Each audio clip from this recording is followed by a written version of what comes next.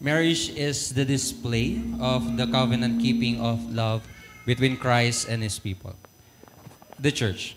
It is not necessarily about being or staying in love. Marriage is about telling the truth of our lives. It was portraying something true about Jesus Christ and the way he relates to his people. It is about showing in real life the glory of the gospel. This is from the book of this momentary message from by John Piper. Good morning. Good morning and welcome to the worship service here at GCF Montalban. For this month of November, our worship services will be led by different ministries of our church. And for today's worship service, we are being led by the couples ministry. As we start, allow me to read to you Psalms 36 verses 7 to 9. How priceless is your unfailing love, O God. People take refuge in the shadow of your wings. They feast on the abundance of your house. You give them drink from your river of delights. For with you is the fountain of life. In your light we see light. Let us pray. Heavenly Father, we gather today in your presence, seeking your guidance and peace. As we worship and lift our voices, may our hearts be receptive to your word. Fill us with your spirit and let your love shine through us. Amen.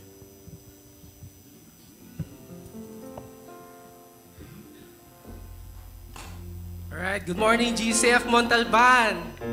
Morning. So Psalm 62 verse 2 declares that our God is our rock and our salvation. He is our fortress and we will never be shaken. Isn't it amazing and isn't it refreshing to know that, despite of the problems in life, we have someone that we could depend on, someone firm and someone that we could depend on, our firm foundation. So church, why don't we all stand up and praise our Lord?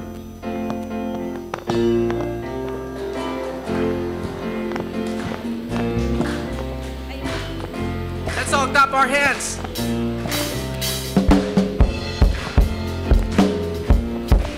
Hallelujah. 1, 2, 3. Jesus, you're my firm foundation. I know I can stand secure. Jesus, you're my firm foundation. I put my hope in your holy word.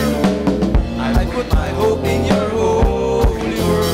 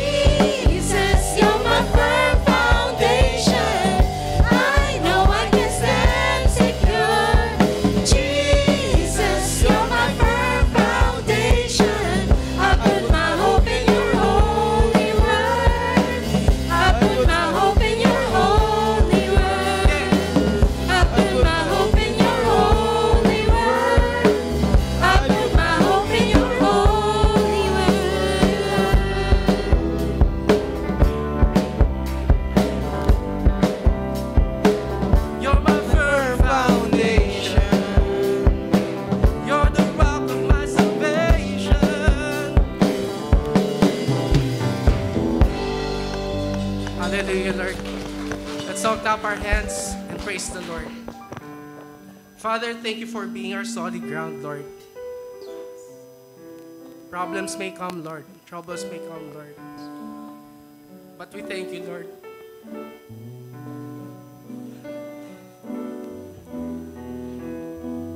Because we could always come to you, Lord Jesus. And for this, Lord, we would like to praise you, Lord. We would like to give our praise to you and you alone. You are the peace that guards my heart, my help in time of need. You are the hope. You are the hope that leads me on to bring me to my peace. But there I find you waiting, and there I find relief. So with all my heart, So with all my heart I worship, and unto you we sing. and unto you I sing. For you alone, For you alone deserve all glory.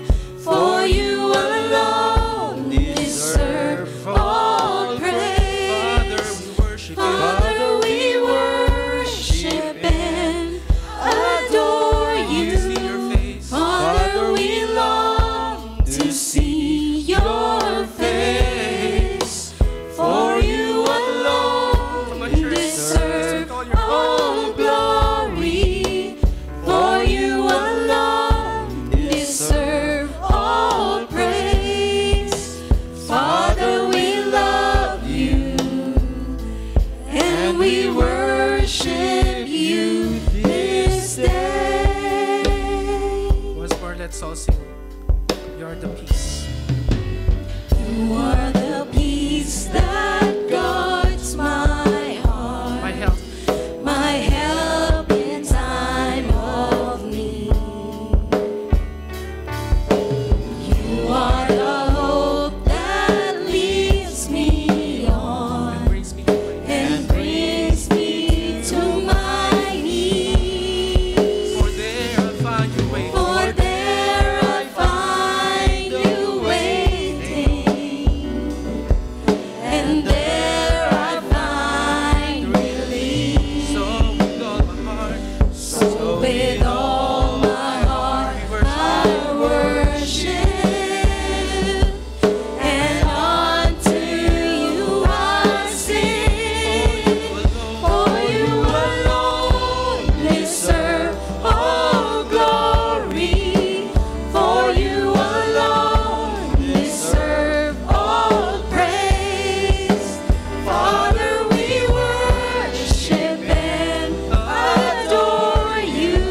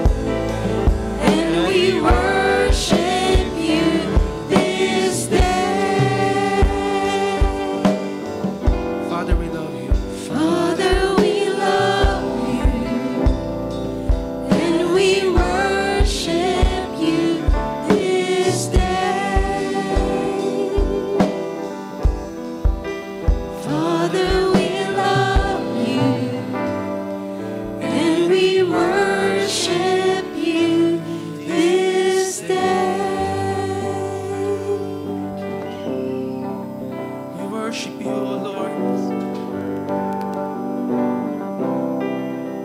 We glorify your name. Sing a new song to the Lord, church. Hallelujah.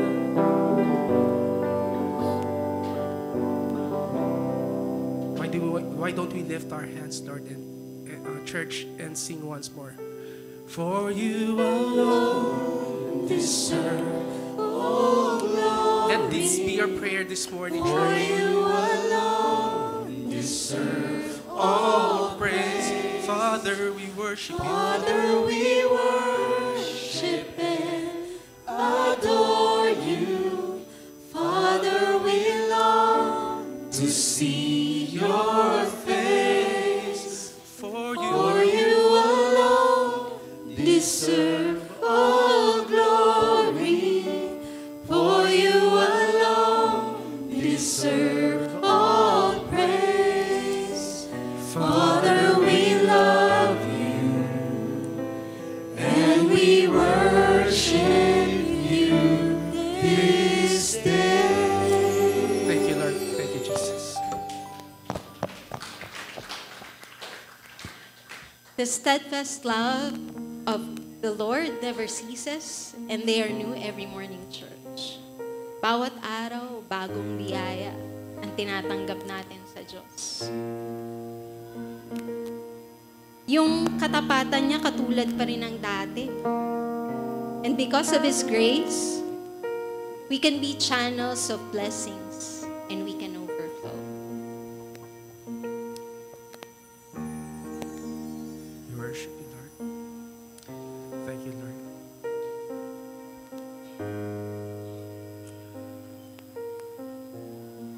Hindi nagbabago pagmamahal mo. Dakilang Diyos kay buti-buti mo.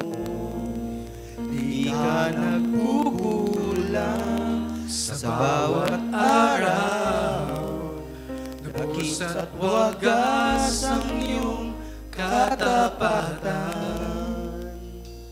Kailan may ikaw ang sandigan ko, walang papantay, O Diyos, sa pag-ibig mo.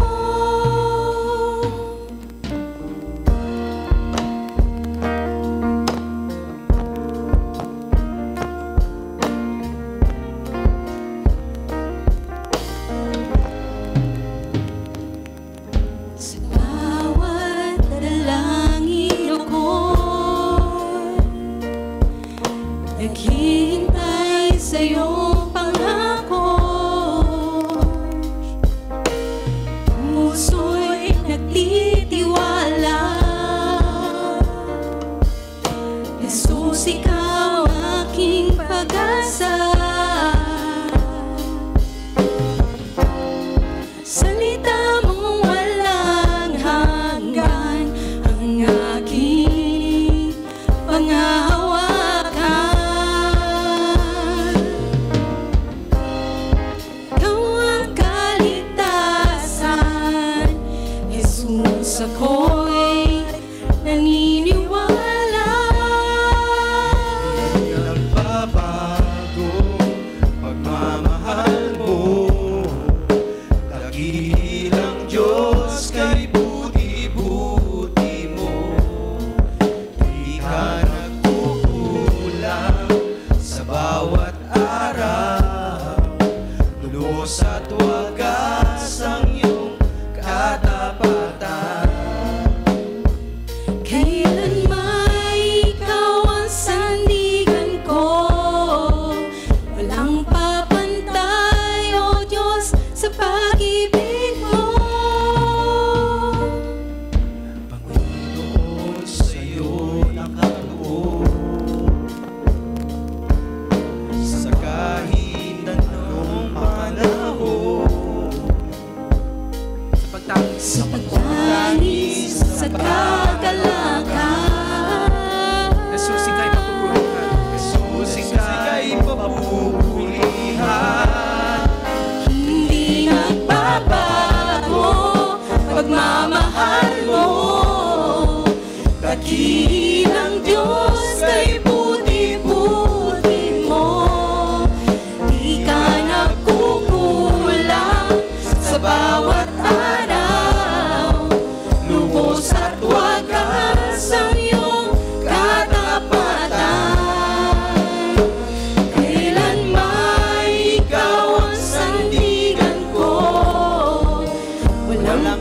mapapantay, O Diyos, sa pag-ibig mo. Let's declare this, church. Tapat ka, O Diyos, purihin ka. Itataas ang ngalan mo, Ama. Tapat ka, O Diyos, purihin ka. Itataas ang ngalan mo, Ama. Tapat ka, O Diyos, purihin ka. Itataas ang ngalan mo, Ama. Tapat ka, O Diyos, purihin ka. Itataas ang ngalan mo, Ama.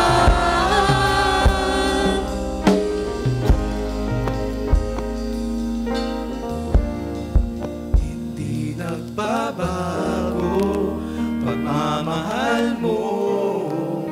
Dakilang Diyos kay puti-puti mo. Di ka nagkukulang sa bawat araw. Lubos at wagas ang iyong katapatan. Hindi nagbabago pagmamahal mo. Dakilang Diyos kay puti-puti mo. Di ka nagkukulang sa bawat araw. Lubos at wagas Ang iyong katapatan, kailanman ikaw ang sandigan ko. Walang papantay, O Diyos, sa pag-ibig mo. Minsan pa po nating awitin, kailanman ikaw ang Sandigan ko, walang papantay, O Diyos, sa pag-ibig mo. Kailanman Ikaw ang sandigan ko. Yes, Lord. Walang papantay, O Diyos, sa pag-ibig mo. Thank you, Lord, for this morning, Lord. Thank you for showing your great mercy, your Lord, your grace every morning. Thank you, Lord, for your love is new every morning, Lord. Thank you, Lord. All this we pray in Jesus' name. Amen. Makinig na po tayo mo po.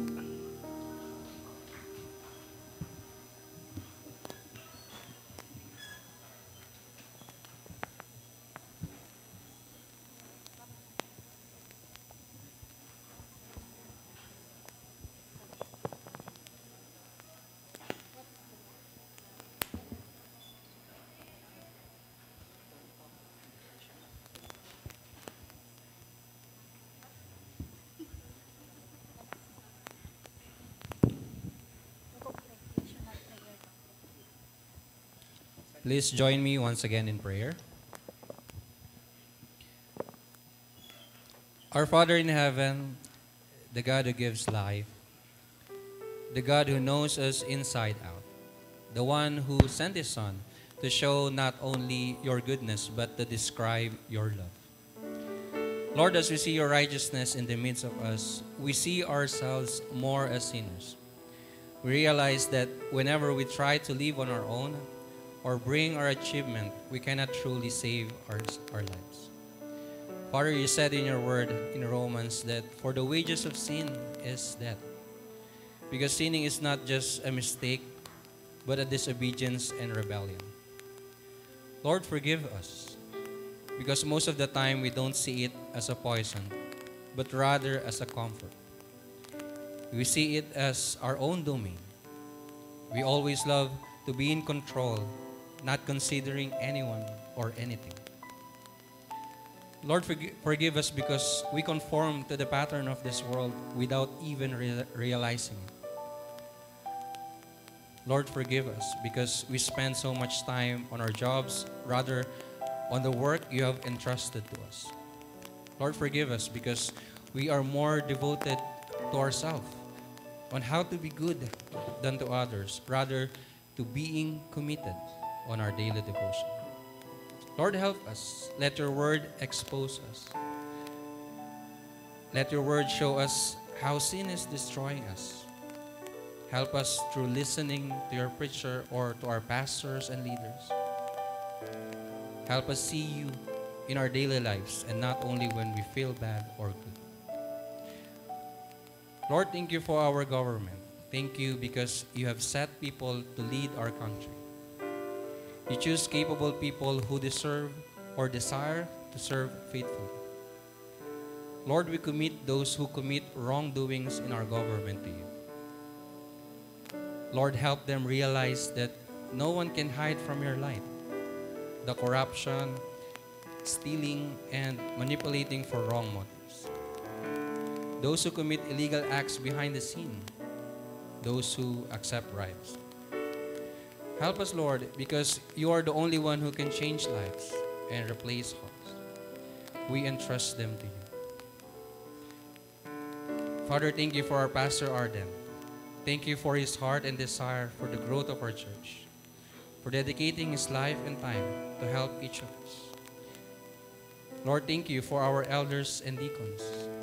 Thank you for Elder Donnie, Elder Toto, and Elder Richard, who always challenge us to examine ourselves and teach us what your word really means. Thank you, Lord, for the hardworking deacons who prioritize our ministry. Thank you, and continue to sustain them with strength and growth in their commitment. Lord, we pray for our church, your foundation and builder. You said we should love one another as proof we're your disciples. Help us to love, pray, fellowship, study, and grow in loving you so we can love our church. Guide us through our struggle in ministry, Bible study, discipleship, and even finances, Lord, as this an opportunity to trust you more. Lord, we are praying for our brother Kuya June Losten.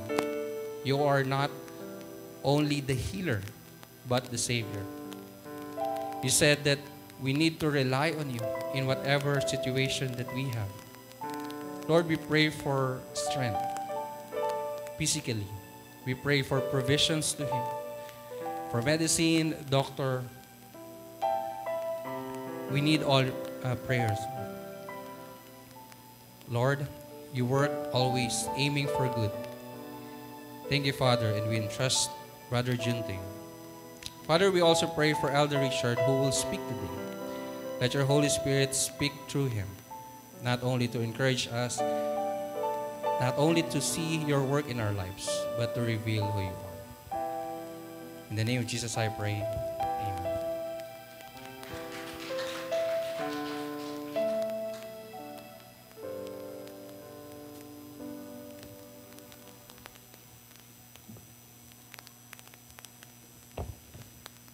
For our scripture reading, let us all open our Bibles to 1 Corinthians chapter 2, verse 2. Again, 1 Corinthians chapter 4, verse 2. Let us all stand in reverence to God's word. Let us read God's word together in whatever Bible translations you may have. Now, it is required that those who have given a trust must prove faithful. May the Lord add blessing to the reading of his word. Please be seated.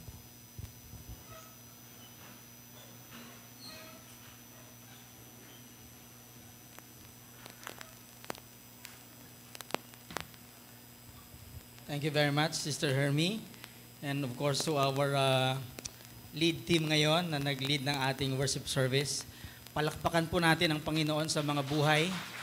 No? So, we are on our first Sunday serving the Lord through the different ministries. So, next Sunday, I think it's a children's ministry. At we are very glad to inform you that the couple ministry po na nag-lead po sa atin ngayon, sila din po nagpe-prepare nitong assignment na ito. So, pakibati naman ang mga katabi ninyo ng a blessed Sunday.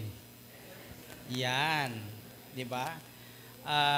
Almost less than 30 days na lang or 30 days to go before we will be having our Christmas celebration. And just to announce in advance, no, we will be having our Christmas worship service. So, i-discuss na ni Pastor yan sa ibang araw.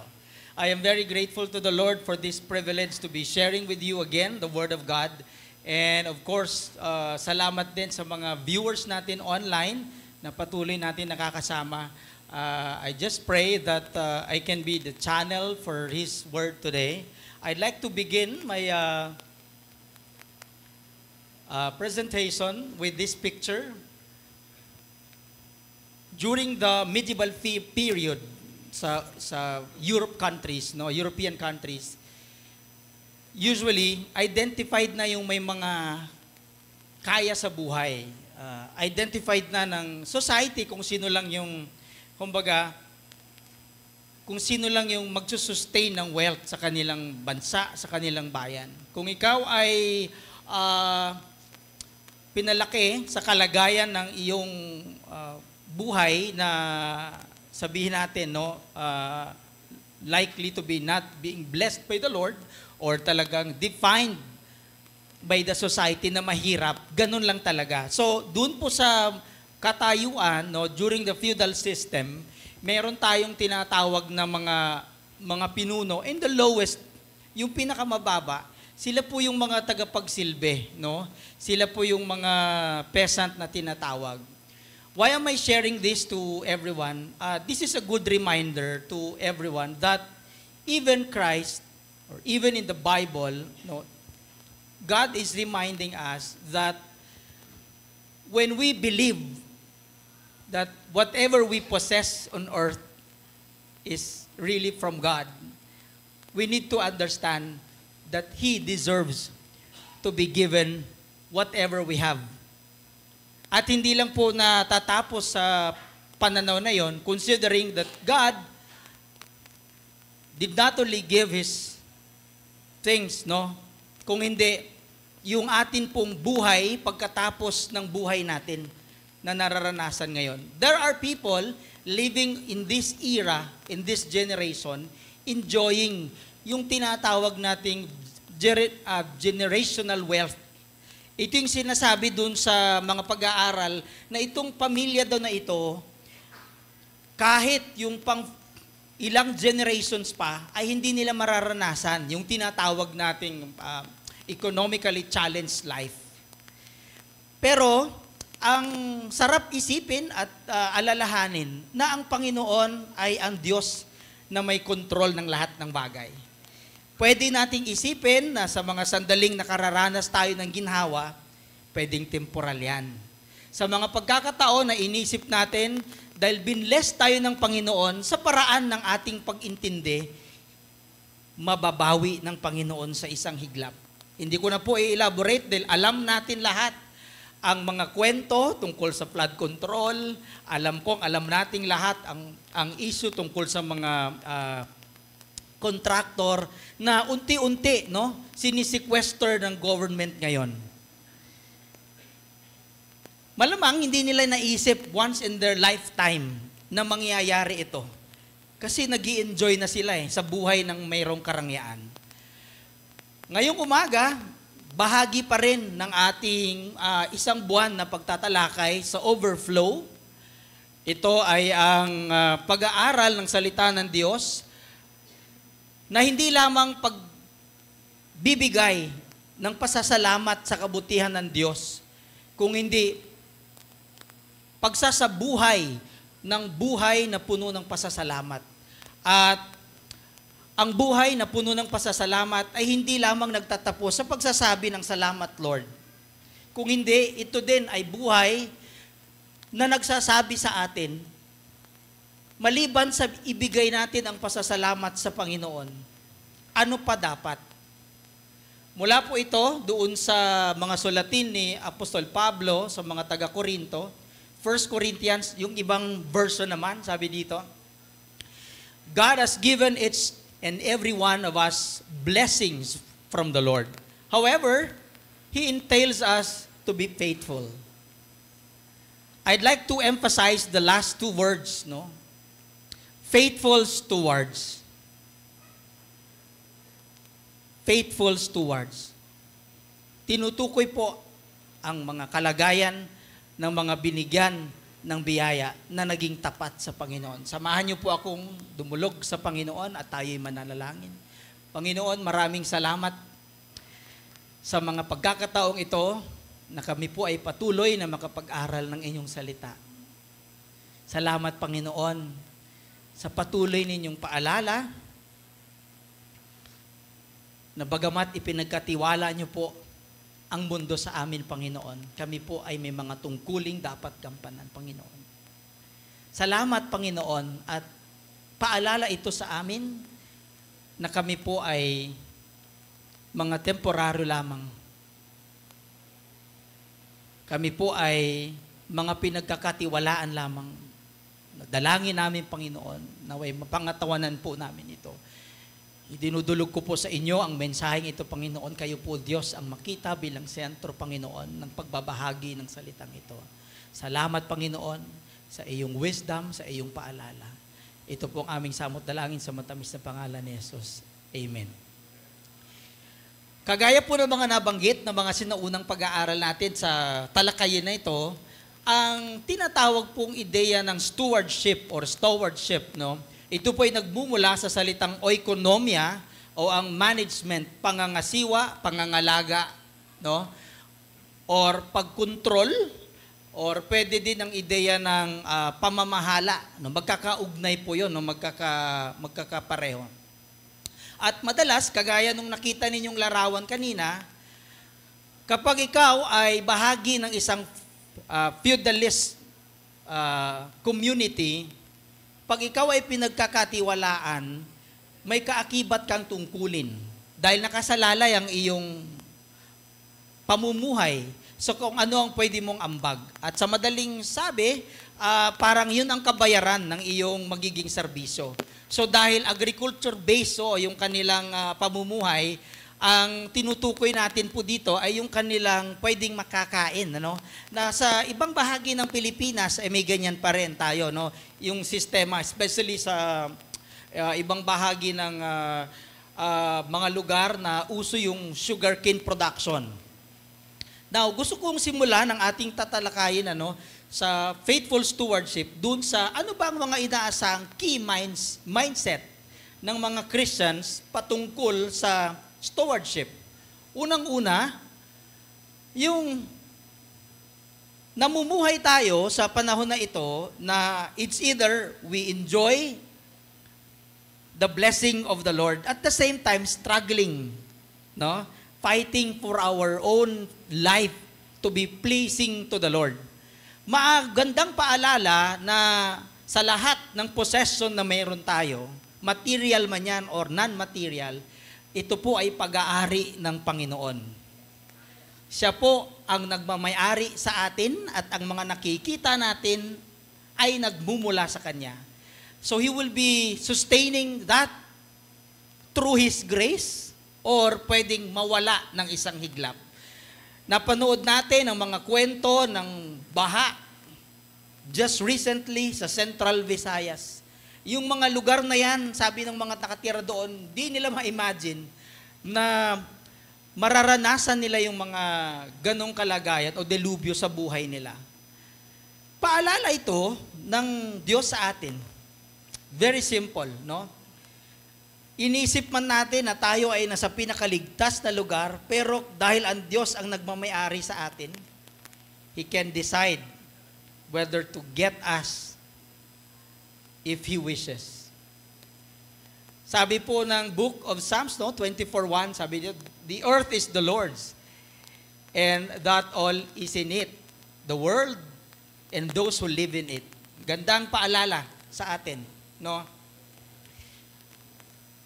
Sa usapin ng wealth management, resource management, gaano tayo katapat sa Panginoon sa pamamagitan ng ating pangangasiwa, no? Kasi very obvious, no? Naniningil talaga. Naniningil ang Hindi lang ang secular world ang sinasabi, naniningil ang Mother Nature. Oh. Pero tayong mga Christians, alam natin, no? Sinisingil tayo ng Panginoon. Kaya very important na maalala natin ang faithful stewardship. And kapag tayo ay naniniwala na ang mga bagay ay control ng Panginoon dahil pag-aari niya ang mga bagay na meron tayo, paalala din ito sa atin na magtiwala tayo sa Kanya. Paalala ito sa mga buhay natin na ang biyaya na Kanyang ibinibigay sa atin ay hinihingi natin from time to time.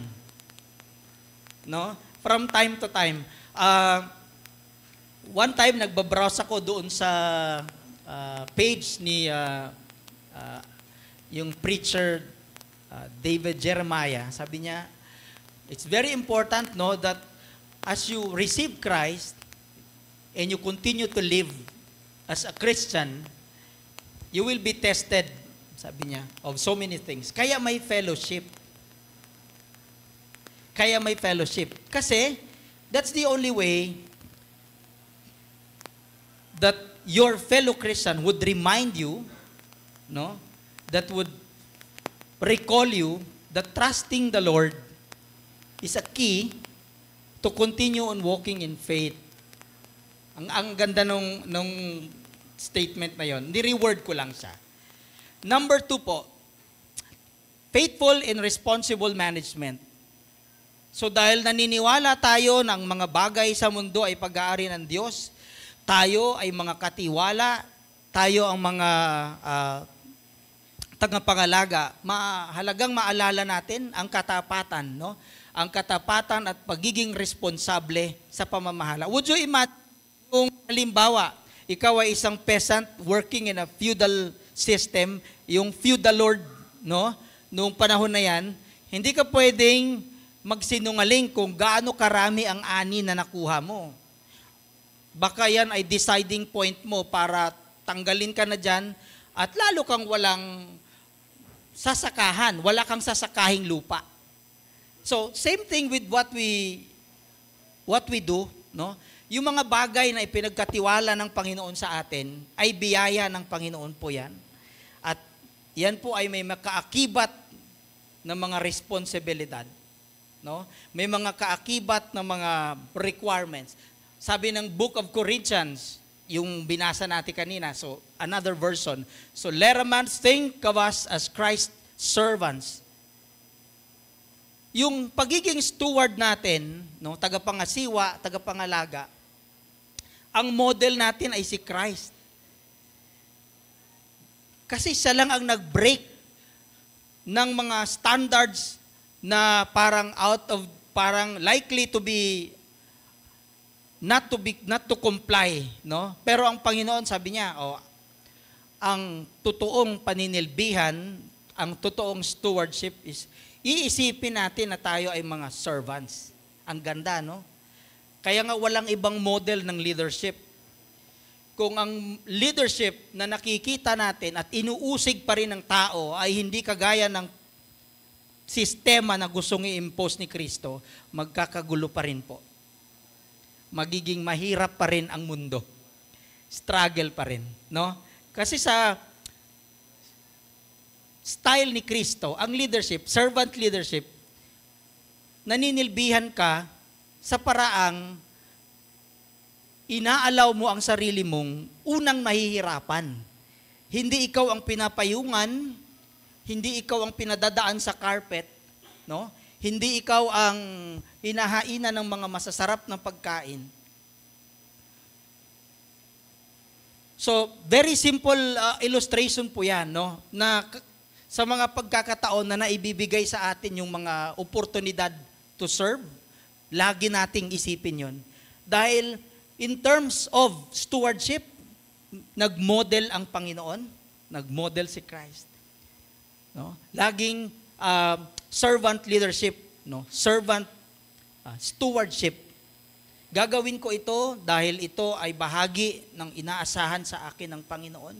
Gagawin ko ito bilang tagapaglingkod niya. Kahit walang nakatingin.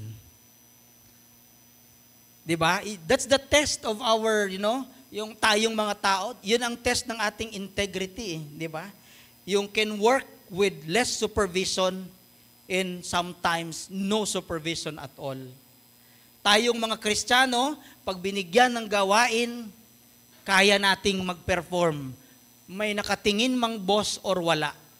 Dahil higit sa lahat, may mas mataas tayong boss na pantay-pantay na tinitingnan ang ating mga ginagawa. That is why we do our best. Not to please our fellow human being na makasalanan din. Not to please yung ating superior. Usually, pag ang ginagawa natin ay pleasing sa Panginoon, may mga circumstances na hindi pleasing sa superior kasi hindi natin sila kapareho ng pananaw.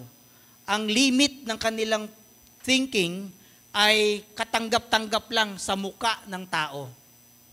Kaya nga po, sa pagkukumpara, hindi lahat ng legal ay moral. May mga legal na immoral. Kapag ang legal ay nakabatay sa moralidad, yan ay nakabatay sa ating paniniwala. Pero hindi lahat. Tayo, mas higit na naniniwala tayo sa konsepto ng moralidad kaysa legalidad. Kasi si legalidad, limited yan sa pananaw sa mundo. That makes us Christians unique pagdating sa perspektibo ng tama at mali. At kaakibat din po niyan ng ating pananaw sa stewardship, yung pamamahala, yung mga pagtitiwala sa atin. Number 3, very quick lang po tayo. Service and generosity. Yan. Kagaya ng binanggit natin kanina, yung pagsiservisyo ng may pagtitiwala ang Panginoon dahil tayo ay pinagkakatiwalaan, we do it wholeheartedly. Because what is in our mind is we are serving the Lord. Pangalawa lang ang tao. Kasi ang service natin, kapag lagi ang ating sentro ay ang Diyos, lagi kang matatakot, Lagi kang nag-iisip na accountable ka. At hindi mo alam, ngayon lang nauso ang CCTV. Noon, may CCTV na pala, Kasi alam ng Diyos kung ano yung atin, di ba? And in His perfect time, everything will be revealed. Kaya ngayon, yung mga napapanood natin hindi mo na alam kung sino nagsasabi ng totoo. Salabat yung mga kwento, kaya maganda na lang, hindi ka nang manood. Hintayin na lang natin yung end ng drama. Di ba? Oo. Nung ako po'y last Friday, I had a chance to be with the other group, sabi. Nung kinikwento ko yung tungkol sa mga flood, malungkot sila. Kasi sabi, sir, alam na namin lahat yan eh. Kaya nga. So wag na muna nating panoorin. Ipagdasal natin, idulog natin sa Panginoon. In His perfect time, in His perfect will, darating yung mga bagay na yan. At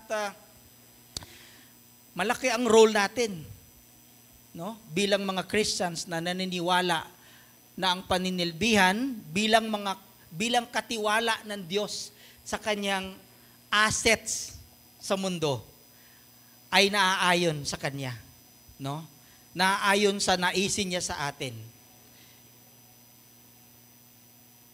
Sabi dito, ito ay from Witness Lee, sabi niya, those who serve the Lord need to see that their service must originate from God. Ang gandang reminder, Maliban sa gusto mo maglingkod, gusto mo magtrabaho, dahil bahagi ito ng iyong naisin para sa praktikalidad. Halimbawa, siyempre, yan ang hanap buhay mo, yan ang profesyon mo. Magandang mabigyan tayo ng paunang paalala na gagawin ko ito dahil alam ko I am called for this. no? Tinawag ako ng Panginoon para dito. At dalangin ng puso natin na habang ginagawa natin ang paninilbihan na yan, paglilingkod, makita ang Diyos sa atin. I can recall one of the preachings of Pastor June that time, no? Sabi doon sa office nila, sabi ng head nila, may isang issue na dapat i-resolve, ganyan-ganyan. Sabi doon ng chief nila, si June, Christian yan eh. Di ba? So, ganun po ba tayo?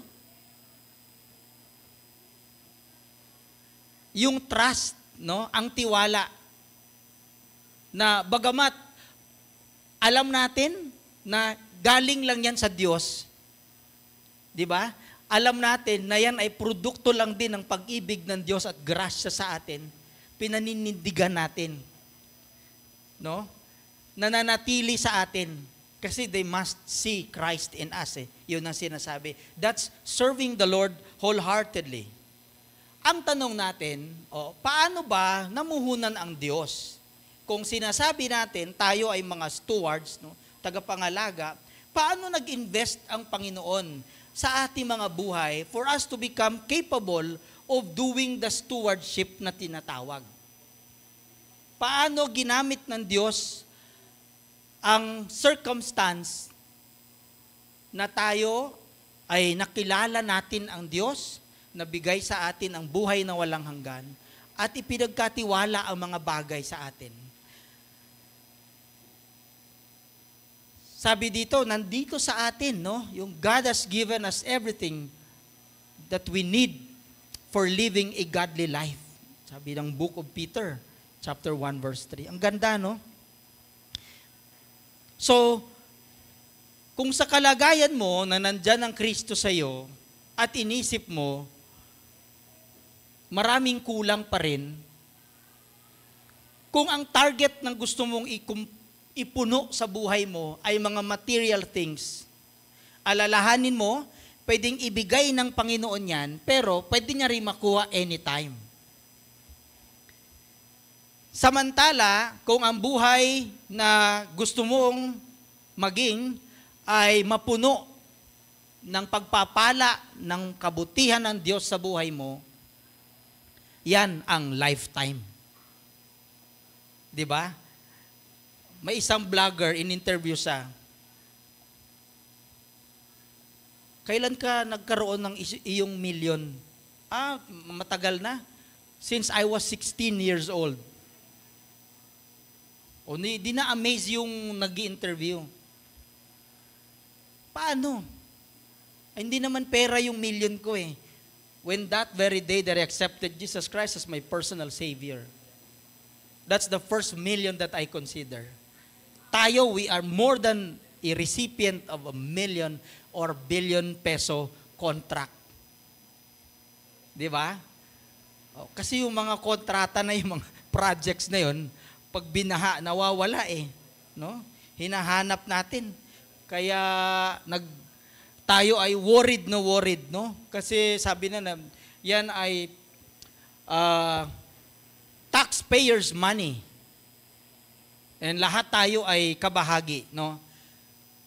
So ngayong umaga, gusto kong i-share, no, with the help of Pastor Arden, no, itong tatlong T na sasabihin kong mga bagay na naging puhunan ng Diyos sa atin para masabi natin na fitting tayo para doon sa stewardship sa pangangalaga. Fitting tayo doon sa biyaya ng Panginoon. Yung tatlong T na inintrust sa atin ng Panginoon para tayo ay masasabing mga faithful, no? Para masasabing tayo ay mga tapat na katiwala ng Diyos. Ano yung unang investment na tinatawag? Ano yung unang meron tayo? Nung tinanggap natin ang ating tagapagligtas na si Jesucristo, sabi doon, tayo ay ginawang mga templo ng Diyos. So itong ating physiological part ng katauhan natin, no, itong ating buhay, itong physical na kalalagayan natin, templo ng Diyos po ito. No, mahalaga ang ating imahe na nakikita ang Diyos sa atin. Kaya ito, lagi natin hinihingi ang grasya niya na Lord, i-sustain mo. No? Walang package deal prayer na Lord, pagbutihin mo nga ako mula January hanggang December. Kung ikaw lang mag-isa, kaya mo siguro. Kaso lang because you deal with different people, no? May iba-ibang mga challenge sa buhay, di ba? Tayong mga Kristiyano, pinipilit nating maging yung daluyan ng pagpapala pa rin. Daluyan ng pagpapala ng kabutihan ng Panginoon. Sabi dito, don't you know that you yourselves are God's temple, and that God's Spirit dwells in your midst. If anyone destroys God's temple, God will destroy that person. For God's temple is sacred, and you together are that temple. Tayo yun, no? So, number 1 na investment ng Panginoon sa atin, ginawa niya tayong templo niya para tayo ay magiging kagamit-gamit sa kanyang naisin dito sa mundo. Ang sarap isipin, no, na yung tayo ang nasama doon sa kategoryang yon, no?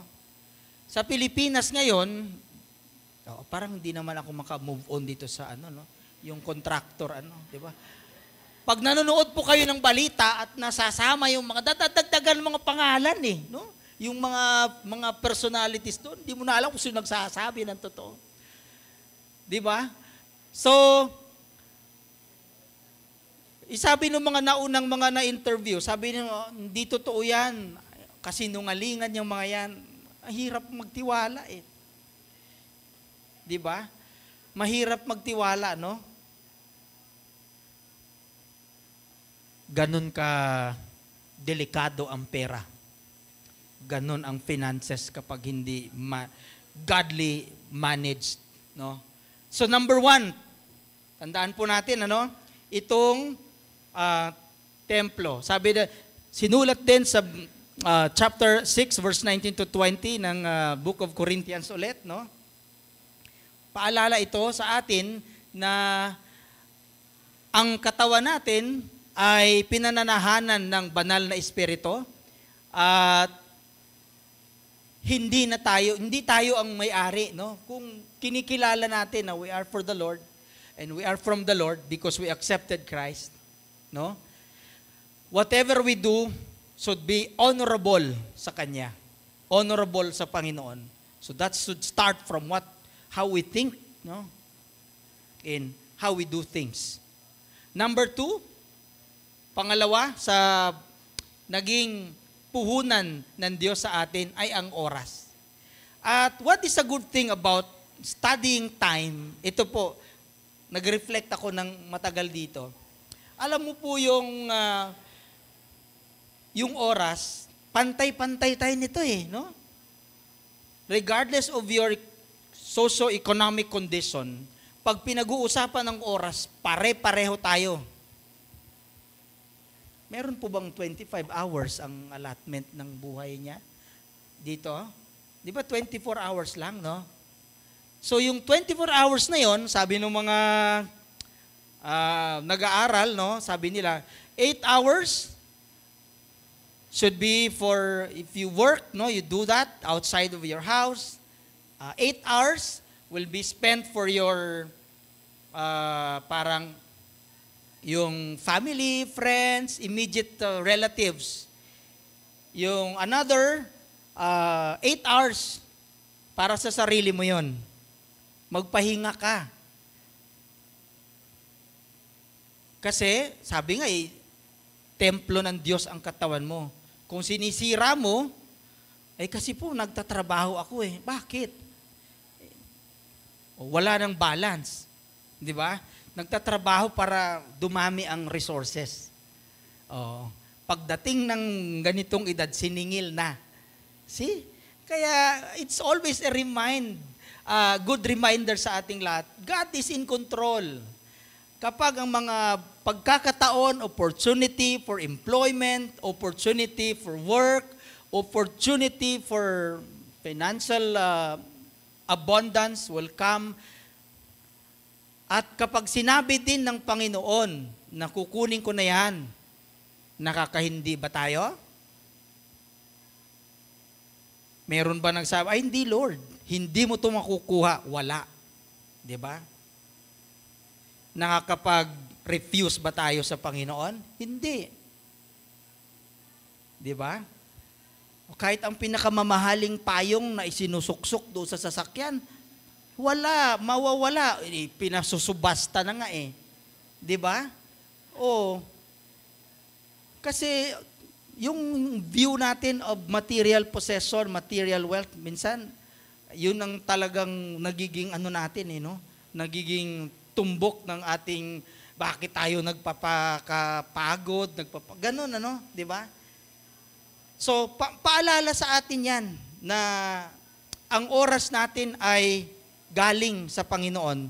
Kaya nga, may illustration dito no, na sinasabi, pagdating sa oras, yung oras na yan, minsan, convertible to ano yan, monetary figure. Do you agree? No? Bakit ka pa pinabayaran? Eh kasi nag-render ka ng oras ng trabaho. Bakit ka ba may natatanggap? Kasi naglaan ako ng oras para sa ganitong trabaho or gawain. Sabi dito, if we are stewards of God and not owners, then we need to learn how to manage our life or manage our time. Yan. Very important yun. Sabi nila yung time management. But I also learned that management of time should require management of energy. Because time is fixed. You cannot change time. At lahat tayo pare-pareho ang oras.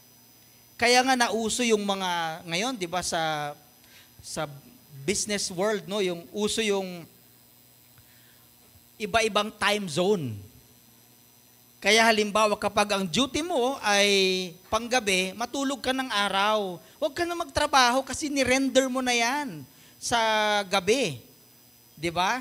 Kasi sabi doon, yung 8 hours sa iyo 'yun. Ay, yung iba hindi. Nagwo-work pa rin hanggang gabi, hanggang araw. O, di ba? So, kasi gusto nila ay ma-maximize yung kanilang oras, no? Suppose you have a bank account. Yan. Sabi dito. And every morning at 6 a.m., the bank deposits 86,400 into your account. Sabi dito. And like this idea, the one requirement is that you have to spend it all the day, or eat all that day. Grabe, no? 86,000 pesos per day. At ang requirement, kailangan mo raw ubusin. You cannot leave it for the next day. Hindi pwedeng may matira para sa kinabukasan. Parang pag ganun ang problema natin, parang andali, ano? Oo, nakikita ko yung mga mukha ninyo, parang ang dali-dali namang alalahanin yan. Yung para lang, yung gusto mo, yung paano gastusin ang perang ito. At night, when you go to bed, any money left will be taken away. So what would you do? You will spend every cent. You will find a way to use up everything. Why waste it? That is exactly what God does when you are given 24 hours. See? So dahil pantay yung oras natin, pantay nating namamanage yung ating mga panahon, yung ating mga ginagawa, nasa sa atin yung control kung paano tayo nagiging good steward of time para sa Panginoon, no? Para sa kaluguran niya. Sabi dito, the problem is not with time. It's not the lack of time. Sabi niya, the problem is not with time. It is not a lack of time. The problem is with our choices. The problem is not that you do not have enough time. The problem is you don't use it wisely. We make poor choices. Diba? So let us be careful how we live. Don't live like fools, but like those who are wise, making the most of every opportunity in these evil days. Do not act thoughtlessly, but understand what the Lord wants us to do. Di ba? Yan po ang sinasabi ng Book of Ephesians, chapter 5, verse 15 to 17. No? Paul is reminding us in this message that we live wisely by seizing every moment, opportunity that God is giving us, making the right choice in every time. So dahil nga pantay-pantay ang oras na binigay sa atin, nasa sa atin ang pag-decide, no, sa pagpili ng tamang panahon. Sabi dito, poor choices become a source of stress and strain in our life. You've got to focus your life and know what matters and what does not matter. And we have to reevaluate our choices all the time because we can easily stray off course, and then we find ourselves under stress, and we have the tendency to be drained. No? Dahil hindi natin pinangasiwaan ng tama ang paggamit ng oras. Sabi ni Rick Warren, yung famous writer, sabi niya, he has suggested, no, that 2 points. Sabi niya, just for 2 days of a week, write down. Sabi dito daw, what you did and how much it took. It's going to be boring and tedious, but just do it for the days, in a few days. Then after you've done that, the second part of it is you ask yourself that tough few days, then you have done that. Ulitin ko, sandali po. Di ba? Nalito tayo. Question that, and you look at that and you say things, is this really the way I want to spend my life? Tungkol po yun sa sa oras ha. Is this the best use of my time? Is God pleased with how am I using my time? Yun po yung tanong natin. Is God, are we using our time pleasing to the Lord? No? Nakikita ba natin ang sarili natin na yung biyaya ng oras na binibigay sa atin bilang tagapangalaga din ng oras na yan? No? Nagagamit ba natin sa Kanya? So, hamon po yun sa atin, no? When it comes to stewardship, we do not only manage our body as the temple of God, we also manage our time. That if we think that our energy is still fitting for us to work, and there's available time, we work. Di ba? Para tayo ay napapakinabangan, no? Nagagamit natin. At alam natin that we are doing the service not only to the company that we work, but also to the Lord that we serve. Sunod po. Ito, gusto kong ibigay na message sa mga young people natin, no? This is my favorite verse. Actually, my life verse. Yung bang the life that you are having today is already a blessing. Yun, nakilala mo ang Panginoon. Yung buhay na gagawin mo, the next days, months, or years ng buhay mo, that will determine kung anong kwento ang pwede mong gawin pag ikaw ay dumating sa panahon na konti na lang ang lakad, yung konti na lang yung hakbang. Di ba? So, kaya, young people, don't waste your time. Remember your Creator in the days of your youth. Before the days of trouble come and the years approach you, when you will say, I find no pleasure in them. Opo, ako po ay mga early 40s pa lang po ako. Pero totoo po pala ito. Nung ako po ay nagkaedad ng mga 20s, ang sarap kumain eh. Kaya lahat po ng gusto kong kainin no, nakain ko na. Ngayon po, minsan gusto ko pa rin. Kaso pa hindi na pala. O di ba?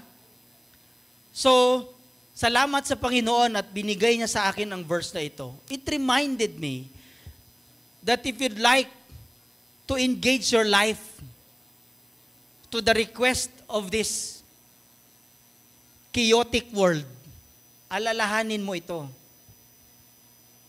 Kasi walang kahihinatnan ang buhay mo kung gugugulin mo sa sinasabi ng mundo. Di ba? Magandang paalala po ito sa mga kabataan natin, no?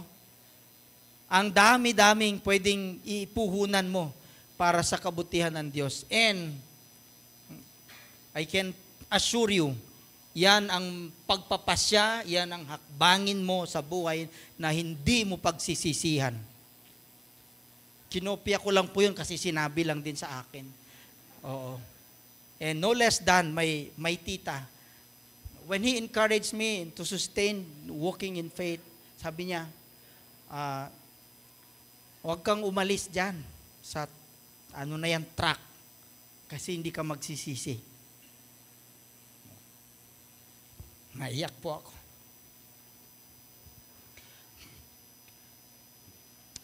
Salamat sa Panginoon sa buhay ng mga tao na nagpapaalala ng kabutihan ng Diyos. Salamat sa mga ginagamit upang ibahagi ang kwento ng kabutihan ng Diyos. No? Puhunan po ito ng buhay na hindi lang sa ngayon. Kasi kung tutuusin, kung tayo po ay nakararanas ng struggle sa mundong ito, hindi po yun bagong kwento. Kung kayo po, sabihin natin, Christian naman ako bakit inaalaw ni Lord na maranasan ko ang nahihirapan ako? Hindi po yan bagong kwento. Pero ito po ay paalala ng higit sa lahat, ang buhay mo na nararanasan ang kahirapan ngayon ay walang kahalintulad sa biyaya ng Diyos na pwede mong maranasan sa panahon ng kanyang kaharian sa atin. Third po, talent, skills. Lahat tayo ay binigyan ng kakayanan ng Diyos upang maging eksperto sa ating mga naisin sa buhay. Lahat po tayo ay mga produkto ng biyaya ng Diyos, binigyan ng kanya-kanyang mga talento, binigyan ng kanya-kanyang mga abilidad para maging kapakipakinabang. No? Hindi aksidente na ikaw ay binigyan ng Diyos ng pandinig. Hindi aksidente na ikaw ay binigyan ng Diyos ng kamay. Lahat po yan ay may gamit. Lahat po yan ay may tungkuling gampanin sa atin bilang mga tao. Sabi dito, talents are unique gifts to us by birth. Some were given, some were not. However, yung pong iniisip natin na wala, meron din yung kasama natin na wala sila pero meron ka. No? Laging ganun, di ba?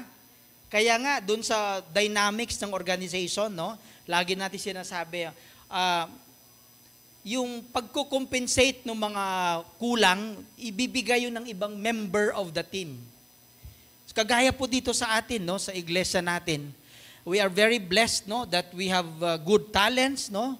Yung pong mga nagtutugtog natin, salamat sa Panginoon sa mga buhay nila na pinagagamit ang mga talents na ito o kakayanan para sa Panginoon. See? Di ba? O, at least, makaka-worship tayo ng maayos, no? Sa mga kasama natin, no, naggumagawa ng mga legwork dito, naglilinis, at least nakakaupo tayo ng maayos kasi ina-arrange ang mga upuan every Saturday. Di ba? Yung ating ministry assistant na sinisiguradong gumagana ang mga air condition natin para makaramdam tayo ng konting lamig, no? Habang nandito tayo sa loob. So, ito po ay mga abilidad, kakayanan na hindi binigay lang for no reason at all. Ito po ay biyaya ng Panginoon sa atin na dapat nating ibalik sa Kanya. For who makes you so superior, what do you have that you did not receive? In fact, sabi dito, you did receive it. Why do you boast as if you hadn't received it? See? So walang magsasabi na, ay Lord, kulang ako eh. Meron akong ano eh. Kaya hindi ako kasing niya. Kasi ganito lang ako eh. Oh, is that what you think na binigay sa iyo ng Panginoon, or iniisip mo lang 'yon? 'Di ba? No? Sometimes when we begin to question God, that's the time that we tend to doubt His goodness sa buhay natin. 'Di ba? Lahat po ng mga bagay, sabi natin, ay kalooban ng Panginoon. Ang tinuturo sa atin lagi ay maging handa.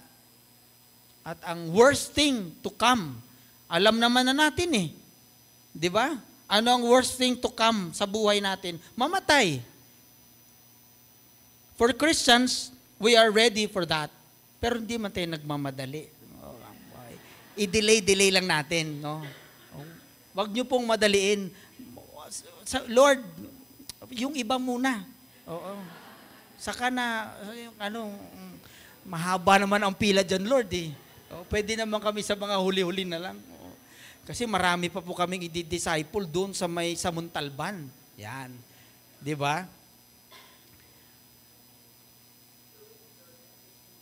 Sabi dito, just as each one has received a gift, use it to serve others. See? As good stewards of the varied grace of God, if anyone speaks, let it be as one who speaks God's word. If anyone serves, let it be from the strength God provides, so that God may be glorified through Jesus Christ in everything. Di ba? Balikan ko yung kwento ulit ni Pastor June, no? Sabi na, kaya pala ano yan? Kasi Christian pala yan. Oo, di ba?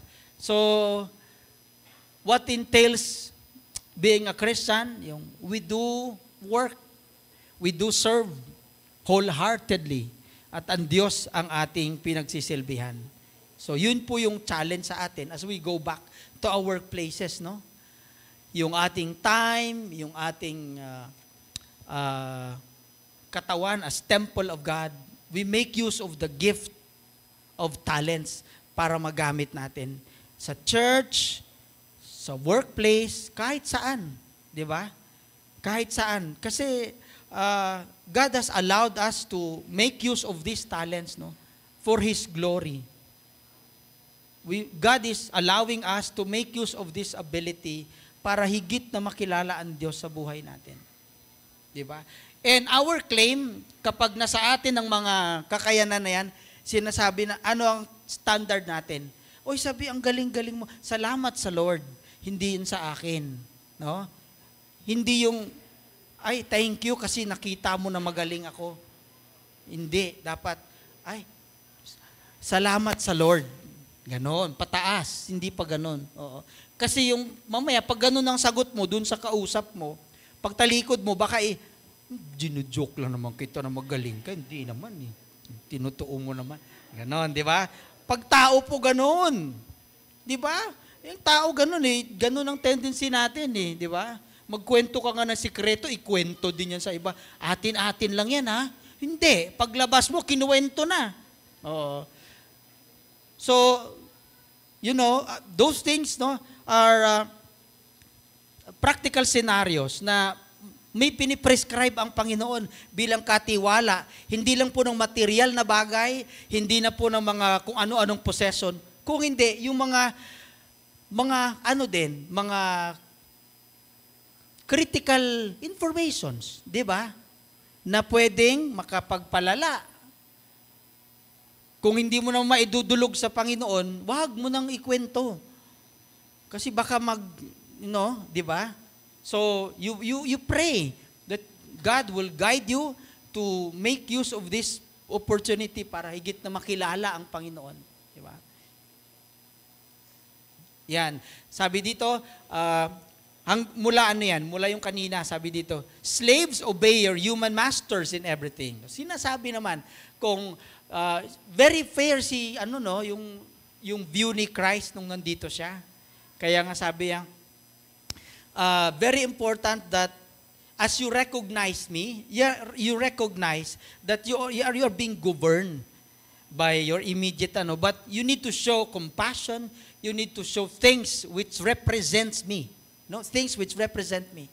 Yun ang kailangan natin, di ba? Minsan hindi mo na kailangan, Christian ako, wag mo ako, hindi mo kailangan ikwento. They will know it. They will know it. Malalaman nila. And if it is necessary that you share the Word of God because this part of what is expected of us to do, you may. Di ba? Nabasa ko dun sa isang post din, mayroong nangyaring konting accident.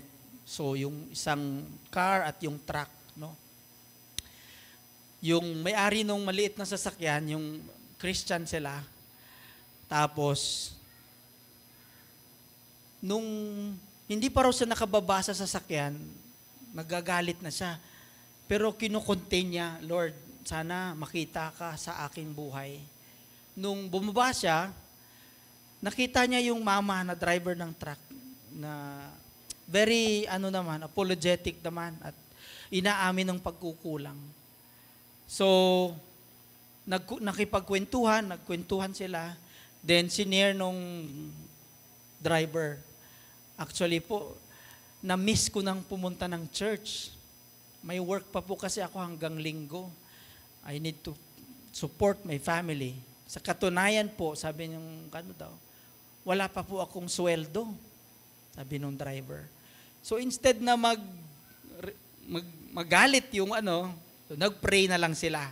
Pinag-pray niya. Then, so ni-resolve yung issue, yung concern. No? So ano po yung gusto kong i-send na message doon?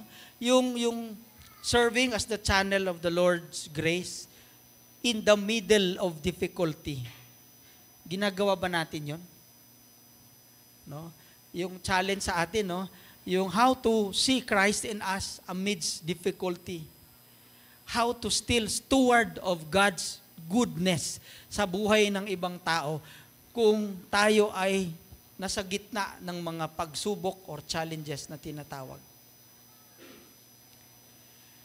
Tandaan natin, sa araw ng paghuhukom, sabi dito, will Christ say to you and I, sasabihin ba ng Diyos na sa panahon na tayo ay naririto sa lupa, naging tapat ba tayo?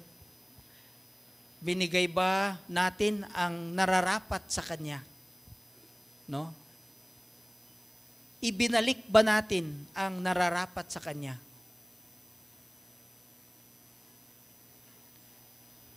Yung opportunity po na meron tayo, hindi po yan accident or nagkataon lang. Yan po ay disenyo ng Panginoon sa buhay natin. Whatever will be the next dyan sa journey mo, sa trabaho mo, sa dealings mo sa ibang tao, siya lang po ang nakakaalam. Ang tanong natin, paano tayo naging faithful sa Kanya? Sa pagbabalik ng tamang oras sa Kanya? Sa pagbabalik ng tamang pagsisilbi sa Kanya? Sa pagbabalik ng mga resources na meron tayo? Bahagi ng ating commitment of saying thank you to the Lord sa Kanyang buhay sa atin. Bilang pagtatapos, gusto ko pong ibahagi ang mga katanungan na ito. Number 1, are there unhealthy patterns, physically, emotionally, or spiritually, that God is leading me to change? So, tanong po natin ito sa sarili natin. May mga bagay ba na kaya natin hindi naiisip na ibalik sa Panginoon ang mga nararapat? May it in a form of our time, our talents, our gifts, our service. dahil hindi tama ang paraan paano natin ito dalhin sa Kanya. Number 2, in what ways can I reorder my schedule so that I prioritize or I can prioritize what truly matters. My relationship with God, my family, and service to others. So, ito po ay hamon sa atin, no?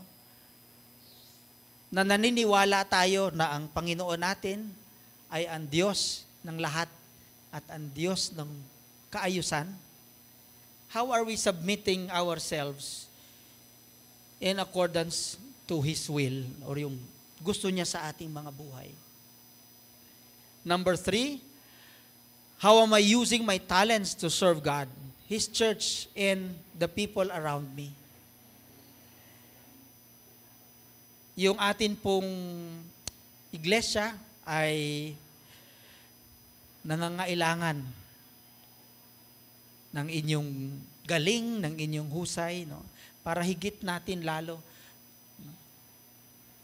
maipabahagi ang kabutihan ng Diyos na nararanasan natin. Tayong mga naka-experience ng kabutihan ng Diyos. Patuloy nating, no, i-allow ang Diyos na manguna sa atin kaysa ang mundo ang makipag-agawan sa atin. Kasi sa mundo, hindi mo na kailangan. Agad-agad. Kasi ang sabi pag wala ka kay Kristo, matik ka sa mundo. Walang ibang descriptor o kategory kung saan ka pwedeng ilagay. Isa lang. So nawa po, na itaas natin ang Panginoon sa mga sandaling ito at naway patuloy tayong magpagamit at maging maayos po ng mga steward ng Panginoon. Tayo po ay manalangin. Panginoon, maraming salamat sa pagkakataong ito na kami po ay inyong tinulungan, Panginoon, upang makapag-aral at maibahagi, Panginoon, ang inyong mga salita. Gamitin niyo po ang pagkakataong ito, Panginoon, upang patuloy naming alalahanin na kami po ay hindi kumpleto, O Diyos. Kami po ay kulang, Panginoon, kung kami po ay wala sa inyo. Salamat, Panginoon, sa talents, sa gifts, Panginoon, sa time, sa mga biyaya, Panginoon, na patuloy niyong ipinagkakaloob sa amin. Gamitin niyo po kami, Panginoon, upang higit na maging kalugod-lugod sa inyong harapan. Ito pong aming samot dalangin sa matamis na pangalan ni Jesus. Amen at amen. Magandang umaga po.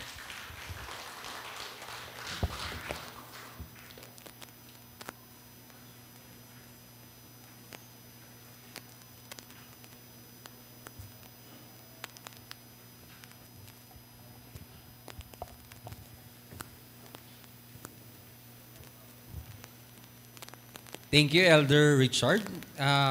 Me myself, I was reminded din po.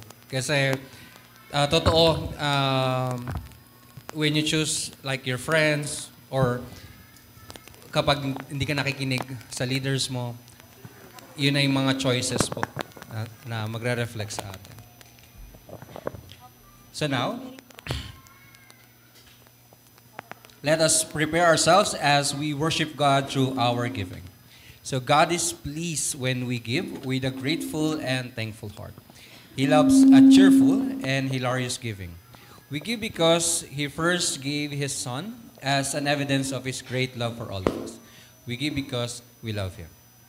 Just before we sing our offering song and pray for the offerings, we would like to request everybody to please make use of our offering envelopes by using the space labeled as tithes, which is intended for our general funds. After giving your tithes, you can also give your offering to our various ministries as the Lord leads you to do so. This is over and above your tithes for the Lord.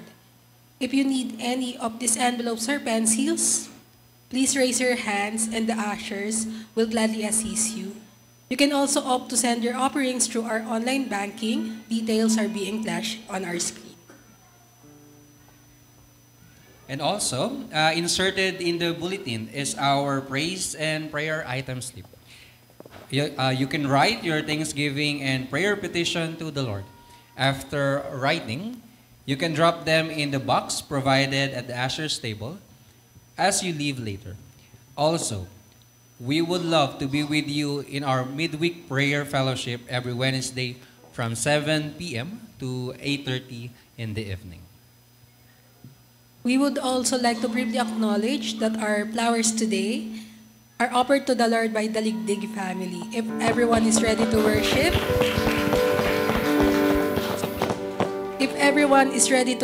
the Lord through giving, then let us all stand as we sing our offering song.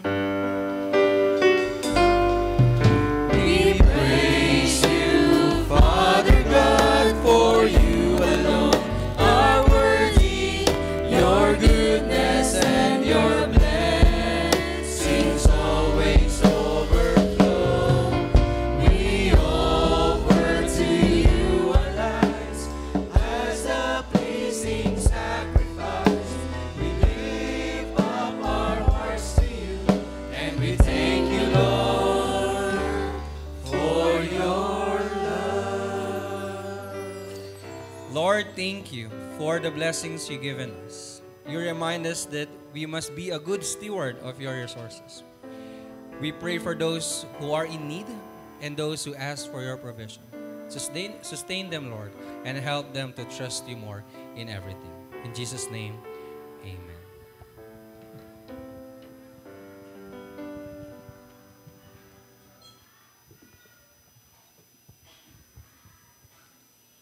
And for our announcements, you can find them in the slip inserted in our bulletin, which you can bring home with you. Please read with me the announcement we have today. First one is the couple's Song of Songs.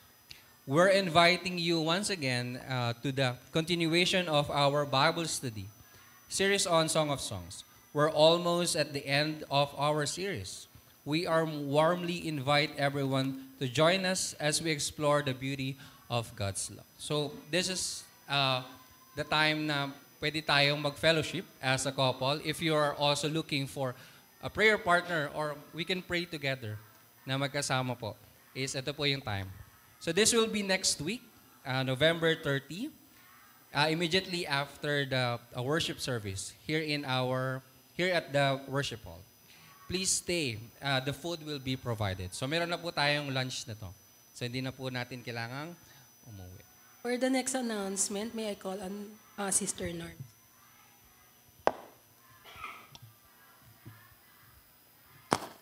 Ayun, isang mapagpalang umaga po, GCF Montalban family. Parang hindi mga naka-smile. Ang ganda pa naman ang ibabalita ko sa inyo. So, Tagalog pala. 32 araw na lang, Pasko na. So, excited na po ba ang lahat? Parang hindi naman. Wag itago ang lechon. Cancel. Cancel ang lechon. So, kayo po ay malugod naming iniimbitahan sa ating gaganapin na Christmas party or sa ating Pasko, Christmas fellowship. Ito po ay isang masayang pagdiriwang na puno ng kulturang Pilipino. So, kakaiba po yung tema natin ngayon. Ang tema po natin ay Paskong Kristiyano. Ito po ay isang masayang pagdiriwang na nagpapakita ng ating pagka-Pilipino, o di ba? Pagiging Kristiyano at tunay na diwa ng Pasko ang kapanganakan ng ating Panginoong Jesus. So ito po ay gaganapin sa December 14 pagkatapos po ng ating worship service. So kung ang Pasko ay 32 araw na lang, 3 weeks na lang po. Yun na po yung ating Christmas fellowship o yung ating Paskong Kristiyano. So dito po yon sa ating bahay-sambahan. Ang lahat po ay inaanyayahang magsuot magkakaroon po tayo ng color coding. So ito po ay, dahil tayo po ay, ang ating pong tema ay Paskong Kristiyano, so ang ating tema po ay yun sa ating watawat. Diba? Pilipinong-Pilipino. Ngayon po, ang lahat po ng kalalakihan, may kalalakihan po ba dito? Inaanyayahan po namin kayong magsuot ng kulay asul. So, ang mga kababaihan naman po, ang mga ladies naman po ay kulay dilaw. At ang mga children ministry po natin ay kulay puti. So hindi ako masyadong excited kasi yung mga ushers, so excited kasi kami sa Pasko. So yun po, and then ang ating pong young ambassador ay nakakulay pula. So sila po ngayon ang ating in charge para sa ating Christmas party or sa ating Paskong Kristiyano. So sila po ang mag-in charge. So we need na, kailangan pong suportahan natin sila. Amen po ba? Bukod po dyan, bawat po isang ministry, yung men's, yung ladies, yung children, at saka yung ambassador, maghahanda po tayo ng caroling, kumbaga, Pinoy caroling performance. Kaya ihanda na po natin ang ating mga talent, ang ating mga boses, mga props, and costume, kasi po tayo po ay magtatanghal ng isang makulay na Pasko dito sa ating bahay-sambahan. So excited na po ba ang lahat? Parang hindi kasi pakakancel ko ang lechon. Yan. Karagdagan po dyan, syempre po, mga kapatid, hindi naman po natin yun magagawa kung hindi po natin susuportahan to. So nananawagan po ang ating mga young ambassador na kung maaari po ay suportahan po natin sila sa kahit anong paraan, sa maliit o malaking halaga, yung mga nananawagan po kami sa may mga busilak na puso. So naniniwala po akong lahat tayong mga anak ng Diyos ay busilak ang ating mga puso. So kung amen, di ba? So ngayon po, tayo po ay magkaloob para po maituloy or magawa po nila ng masaya at maganda ang ating pagsasalo-salong ito sa Kapaskuhan. So maliit man to o malaki, malaking tulong po ito. Amen po ba? Yun po. Salamat po. And then, ipag-pray natin, di ba? Sa ating pagkakaloob, kumbaga marami pa silang surprises or sorpresa na nakahanda. So wala pong liliban, 3 weeks na lang, kailangan every week nandito kayo. Kasi baka mamaya, may miss kayo And then yung pledge po natin, meron po tayong box sa likod. So pwede po nating ilagay doon. Isang malaking tulong po yon, and nasa usher's table po. Ayun po, kumakaway-kaway at tinatawagan ng inyong mga busilak na puso. Salamat po, or else hanapin po natin si Kuya Ivan. Suportahan po natin ang ating mga young ambassador. Salamat po at kita-kita po tayo sa December 14 after worship service.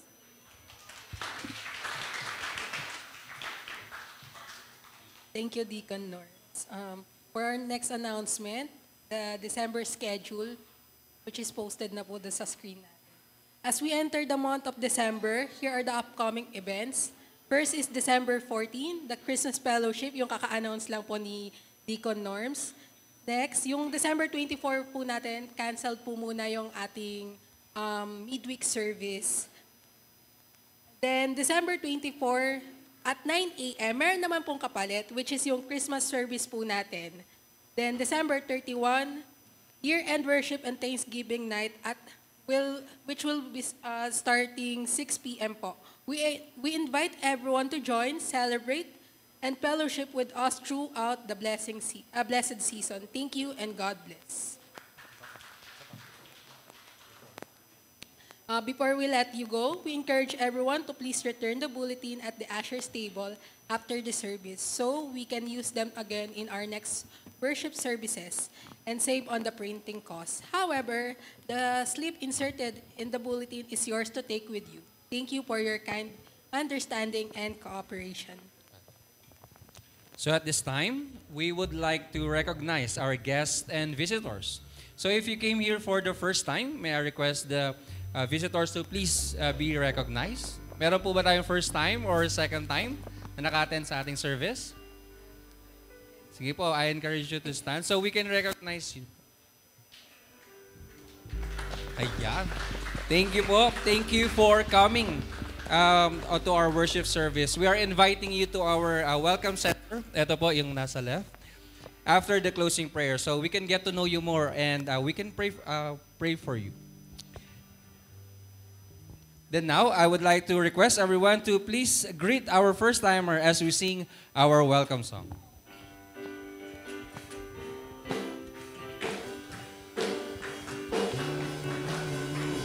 Welcome you today to our fellowship. We are glad to see you share your life with us.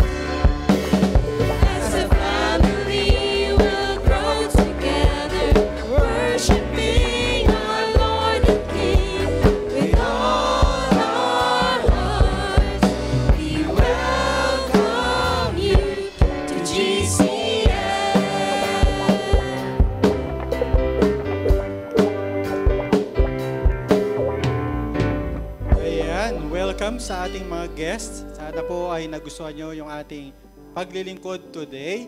At salamat din po sa ating mga nakasama ngayon, even sa online. At talagang exciting na po, no? We are excited to celebrate the birth of Christ. Kaya next Sunday, magsisimula na po tayo ng Advent series na po natin. So, next Sunday po, simula na yung message about Christmas. Yan, kaya pakingitian ulit ang iyong katabi. Masaya ka na ba? Ayan na po, no? Di ba, no? Ayan, kaya we are so excited to celebrate with you, mga kapatid. At ipagdiwang natin na may pusong pasasalamat at pagsamba ang nalalapit na Kapaskuhan. So let us close the service with a word of prayer. Tayo po ay manalangin. Panginoong Diyos, dakilang Ama, salamat po sa kagalakan na pinagkakalob niyo po sa amin. Na kami po yung magkakasama dahil po sa iyong kabutihan, sa iyong biyaya, Lord. Thank you, Lord, for the message that we have heard from you. Lord, tulungan mo kami na ito po'y maisabuhay namin sa mga darating na araw ng linggong ito. And we are so much blessed, Panginoon, dahil ikaw po yung makakasama namin sa mga darating na aming trabaho, sa bahay, or sa pag-aaral namin, Lord. Because your presence will go with us, Lord. That is your promise. Kaya po, Panginoon, salamat po. Thank you, Lord God, sa mga nakasama po namin, mga guests. Pagpalain niyo po sila, saan man sila nagtatrabaho or nagdenegosyo man sila, anumang resources po nila, i-bless niyo nga po, maging ang kanilang mga mahal sa buhay. Sa amin po na narito ngayon, Panginoon, Lord, patuloy na i-boost niyo po ang iyong presensya, ang iyong banal na Espiritu. Fill us with your Spirit so that we can live with holiness and with pleasing to you, Lord God, sa mga darating na araw. Salamat na po sa iyong tagumpay na pinagkalob niyo po sa amin, maging sa mga panalangin na amin pong iniintay. Lord, marami na pong salamat because you are the God who is a rewarder of persons who seek you, Panginoon. Kaya po, Ama, thank you again for the blessing. At maging, Panginoon, kay Elder Richard na nag-message, Lord, thank you for his life. Patuloy mo pong pagpalain ang kanyang ministeryo dito sa church, even his family, Panginoon. Marami pong salamat sa buhay niya na may paglilingkod sa iyo. Ama, salamat po, O Diyos. Hayaan mo, Panginoon, na ikaw po ang mapapurihan sa amin, saan mo man kami dalhin ngayong araw na ito at sa mga darating na araw. Keep us always safe and protect us, Lord, from any sin and temptations, Panginoon. Marami pong salamat, O Diyos. Salamat po, Panginoon. We entrust everything to you. Sustain us for the rest of the day, Panginoon. Salamat po. The Lord bless you and keep you. The Lord make His face shine upon you and be gracious to you.